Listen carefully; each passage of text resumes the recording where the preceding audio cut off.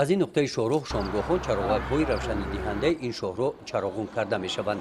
این قطعه شاهراه واسع تیمورملک از دهه مهرآباد دهات گلستان ناحیه واسع می‌گذرد. راه نو مطابق با استانداردهای جهانی ساخته شده عبارت از یک چند خط رفت آمد واسطه‌های نقلیات واسع سمت تیمورملک را آسان نموده است. راه مذکور که از بین منطقه اهالینشین می‌گذرد در شفت آن راه مسافرگرد ساخته شده است. در برابر آنکه راه نو گردید این نوگانی سیمای دهه را به کلی تغییر داده آن را به شهر مانند کرد. شامگاه ساکنان دهه مهرآباد دیگر تاریکی را حس نمی‌کنند. چراغک‌های روشنی دهنده قطارک بر روی آنها روشنی می‌دهد.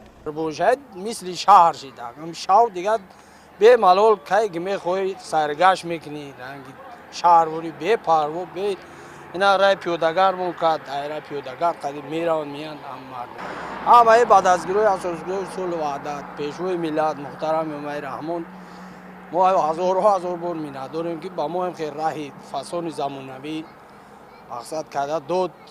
این روز را ساکنان دهه مهرآباد سالها انتظار بودند. شکرانه دوران صاحب استقلالی تاجیکستان عزیز و سیاست سازنده راهبری دولت نموده اکنون اویلوی شامگاهان به سیر و گشت می‌برآیند.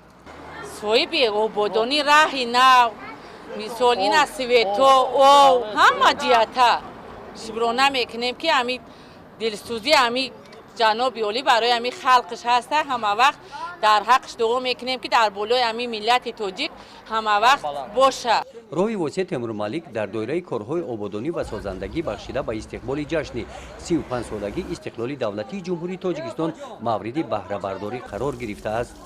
در دوره کارهای آبادانی ساکنان این دهه همراه با راه همچنین مشکلات آبی نوشاکی این منطقه حل خود را پیدا کرد.